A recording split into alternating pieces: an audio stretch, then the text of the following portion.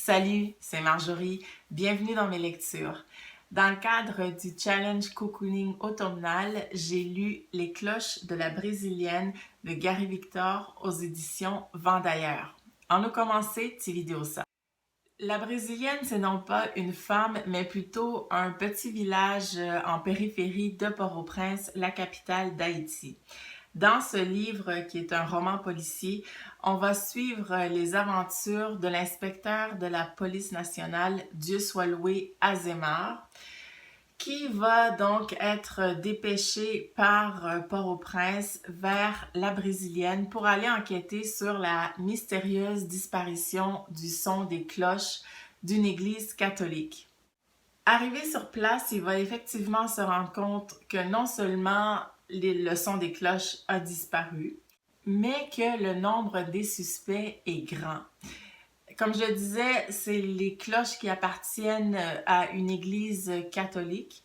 Donc, le curé ou l'archevêque, je me souviens plus, va soupçonner ses rivaux, donc le pasteur protestant du village, les vaudouisants, les athées. Et il y a également une grande rivalité entre les autorités locales du village, comme c'est si souvent le cas.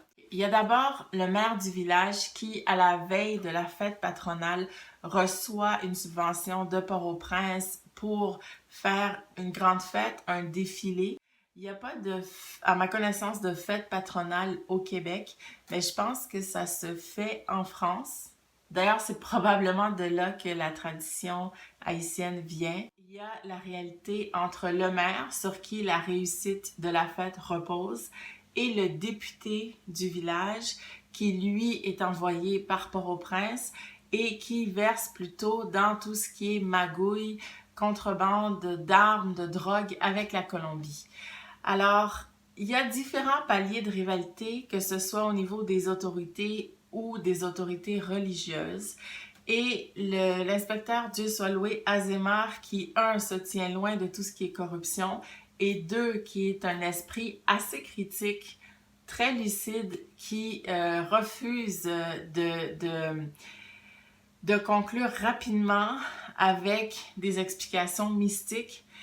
Il va donc devoir se débrouiller, se dépatauger à travers tout ça pour conclure l'enquête de la disparition du son des cloches de la brésilienne.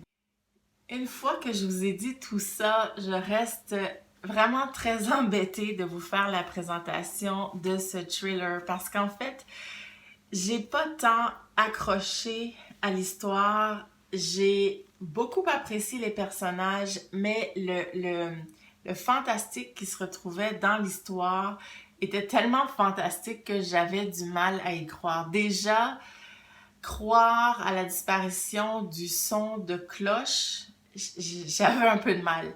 Mais là où je suis comme déçue, c'est que j'avais d'abord lu Saison de port de Gary Victor, qui est un autre thriller avec du fantastique, et j'avais énormément aimé non seulement la plume de l'auteur, mais les personnages, l'intrigue, avec ces éléments fantastiques, j'avais absolument accroché. Et c'est pour ça que j'ai voulu en lire d'autres. Je me suis dit, ben, il doit exister d'autres intrigues menées par l'inspecteur Dieu soit loué. Et c'est là que j'ai compris que Les cloches de la brésilienne, c'est le premier thriller avec l'inspecteur Dieu soit loué. Donc, je me suis dit, avant de vous parler de Saison de port, que j'allais vous parler des cloches de la brésilienne. Le problème, c'est que j'ai beaucoup moins apprécié Les cloches de la brésilienne que Saison de port. Donc, j'hésite à vous dire de commencer par celui-là parce que les éléments de religieux qui, à mon sens, sont trop présents. Je voudrais pas que ça vous décourage dans votre lecture. Donc, j'ai envie de dire, si vous comptez lire Saison de port, puis peut-être lire les autres aventures de l'inspecteur Dieu soit loué, à ce moment-là, ça vaut probablement la peine de commencer par Les cloches de la brésilienne pour avoir un portrait plus complet du personnage, de ses origines et tout. Sinon, Saison de port se lit très très bien en solo.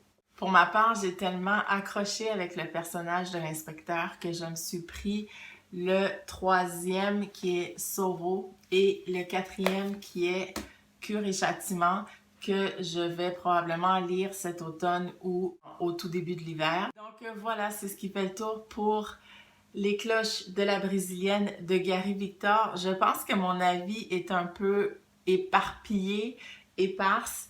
C'est tout simplement parce que j'avais du mal à vous parler d'un roman que j'ai moins apprécié, alors que j'aime tellement l'écriture de Gary Victor et particulièrement le personnage de Dieu soit loué Azémar.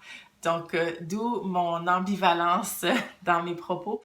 J'espère quand même vous avoir donné l'envie de le lire. Et puis, sinon, restez branchés. Une vidéo sur Saison de porc arrive très bientôt. Ciao!